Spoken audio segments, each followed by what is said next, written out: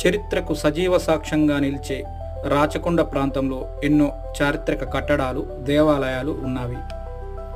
ఇవి సందర్శకులను ఎంతగానో ఆకట్టుకుంటున్నవి. ఇందులో ఒకటి ఇప్పుడు మనం చూస్తున్నది భోగందాని మంచం. ఇక్కడికి కూడా నిత్యం సందర్శకులు వచ్చి ఈ భోగందాని మంచం కట్టడాన్ని సందర్శిస్తూ ఉంటారు.